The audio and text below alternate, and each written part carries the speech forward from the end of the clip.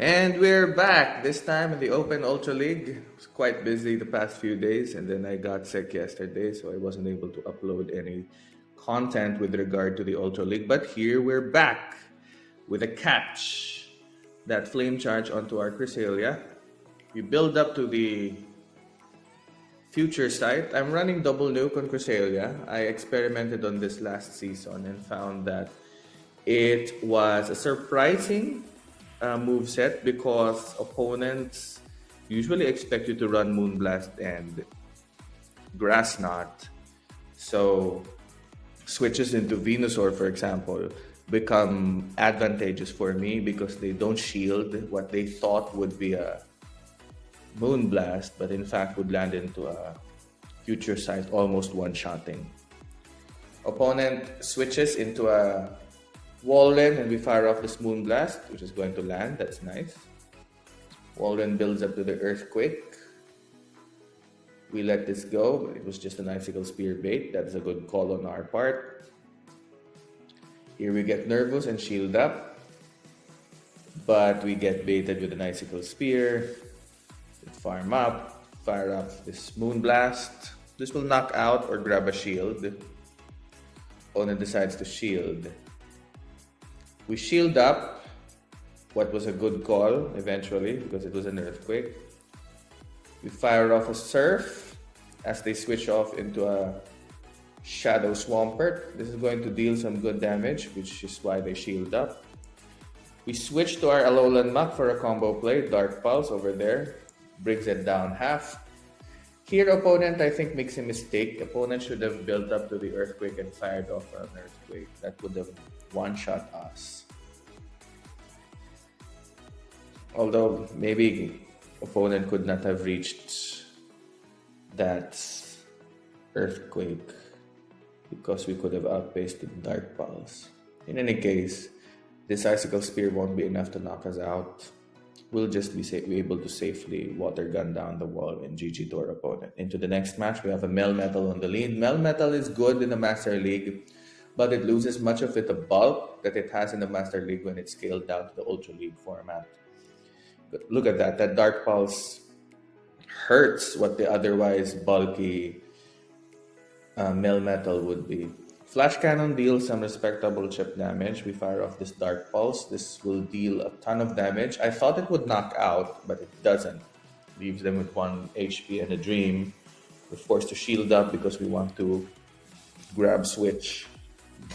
And there you go. Target acquired. This is a Dragon Breath Giratina. We fire off the Dark Pulse. Grabs a shield. Giratina thinking its misery is over. Nope, it's not. Tapu Fini enters the field because the Dragon Breath is resisted because of our Fairy typing. That means Giratina is forced to build up to Shadow Sneaks if it wants to deal some chip damage. This is going to be another Shadow Sneak over there. We farm up. Sylveon enters the field. Before we bail out, we have a parting shot, a Surf, and then go to our Cresselia so that we could withstand these charms a little bit better. Tapu Fini cannot. Moonblast lands, that's nice. I was hoping for a debuff so that the win would be more comfortable, but hey, you take what you can. Moonblast lands, thankfully it doesn't debuff us. Build up to the double Moonblast, which we cannot do because of the lots of energy Moonblast requires. We reach a Moonblast. This will get shielded and then combo play into our Tapu Fini, fire off this Moonblast and secure the win. GG to our opponent. Bang. Into the third match, we're running into a Virizion. This one's an awkward lead, a relatively neutral lead because Double Kick and Sacred Sword would deal neutral damage, but a Sludge Wave would deal super effective damage because Virizion is part grass. They have to shield this, but they don't. And it lands. That's beautiful. This will be a Sacred Sword. It won't knock us out, but bring us down to the red. Farm up just a Dark Pulse. A Dark Pulse will be enough to knock out. And we fire off and win switch. That's beautiful. Opponent is going to re-enter the battle with a Drapion, Poison Dark, only weak to ground. Drapion reaches a move. This is going to knock our Alolan Muk out. It's a horrible choice. We ultimately decide to go in with the Cresselia. They switch into an Alolan Muk, so their backline is double Poison Dark. Not the best backline for our team. Muk fires an Acid Spray. That's nice. We reach a Moonblast. This is going to deal some neutral damage, neutralized because of the poison typing. We grab a shield. Catch what I thought would be a Dark Pulse, but instead was an Acid Spray.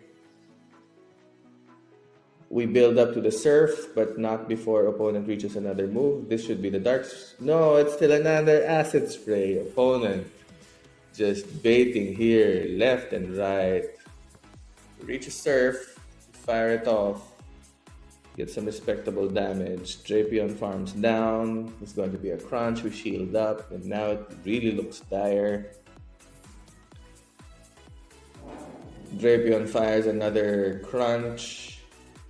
We get that shielded up. We fire our Moonblast.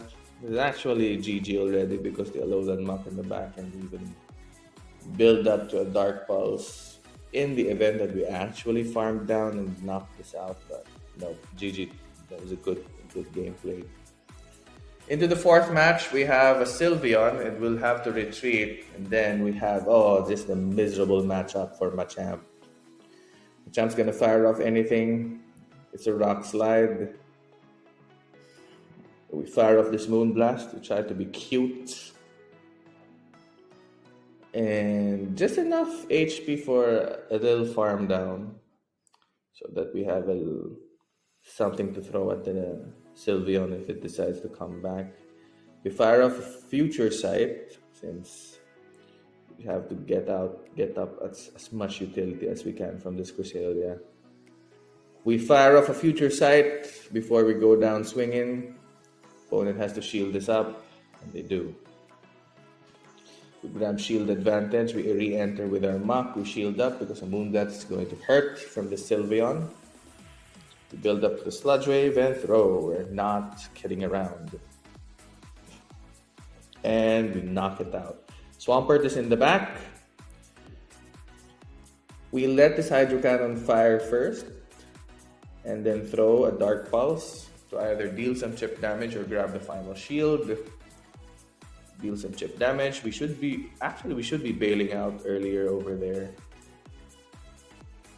This is just a Hydro Cannon. It's okay. Oh, it was an Earthquake. Oh, we didn't shield it up. But it's okay. It's okay. We can still win this. Surf is going to knock out. Opponent didn't bother shielding up because opponent already knew it was over. Picking up the fantastic lead, Trevenant has to bail out into the Shadow Swampert. This is the situation I was talking about. When they save switch it to Swampert, you really do miss the Grass Knot because of the stopping power it has. It will one-shot, especially the Shadow variant. Seeing those back-to-back Hydro Cannons already brought us to the yellow. This will grab a shield because opponent thinks, of course, we're running Grass Knot on our Cresselia. I decided to let this go. Cresselia grabbing a shield already accomplished the mission. Come back with our Tapu Fini because Alolan Muk would just be at a disadvantage even with 2 shields up against a Shadow Swampert. Swampert fires a Hydro Cannon. We throw this Surf and it brings the Swampert deep into the red and we complete our farm down. We leave with some energy. Comes back with the Trevenant. We shift into our Alolan Muk and then they switch into a Talonflame. We fire off the Sludge Wave. It lands, brings the Talonflame down to the yellow. We shield up what could be a Brave Bird, but it's just a Flame Charge. It's good. We build up and throw the Dark Pulse. Throwing on poor timing, that's okay. Because we knock out the Talonflame. Trevenant comes back. Trevenant is in a miserable position. Nothing it throws is going to deal any damage, and we get the surrender from our opponent. And that's it. One set in the Ultra League, we get a 4-win set. That's beautiful with this anti-Giratina team.